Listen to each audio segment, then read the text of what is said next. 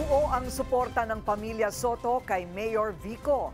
Ang katunggali naman niyang si Sara Diskaya may kinakaharap na issue sa social media. Narito ang agenda report ni Hannah T. live mula sa Pasig City. Hannah.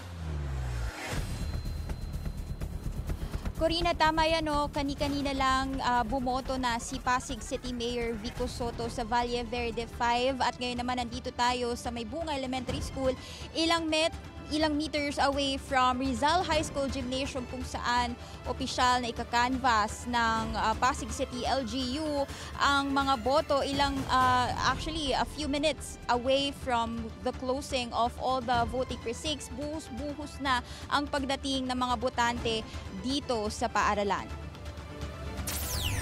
Nakikita ng ama ni Pasig City Mayor Vico na si Vic Soto na threat ang sinumang kalaban ng kanyang anak. Ramdam daw kasi nila ang suporta ng mga Pasigenyo sa nagdaang kampanya. Re-electionist ngayon si Mayor Vico sa ikatlo at huling termino kasama ang team Giting ng Pasig.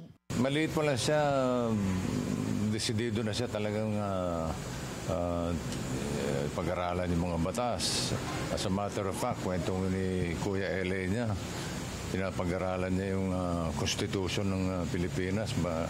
Bata pa lang yan eh. So, nandun na talaga eh. Nasa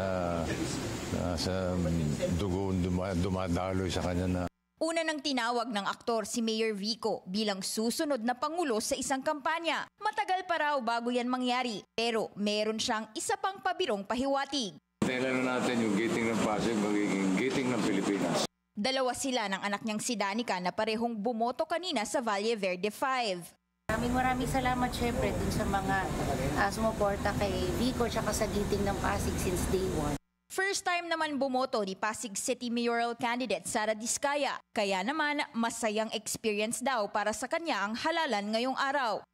Kasi ang hirap eh. Ilang beses na ako nag-try na mag-register. So medyo mahirap. I actually registered sa annex or satellite office ng COMELEC. Kaya ngayon lang ako naka-register.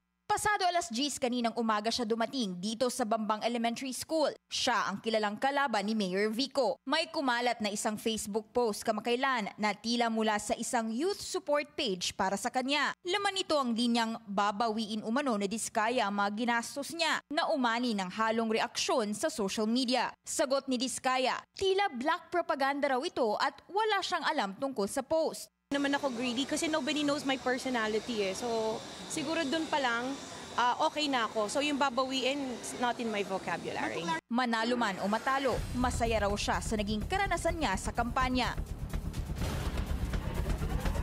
Okay, maraming salamat Hannah T.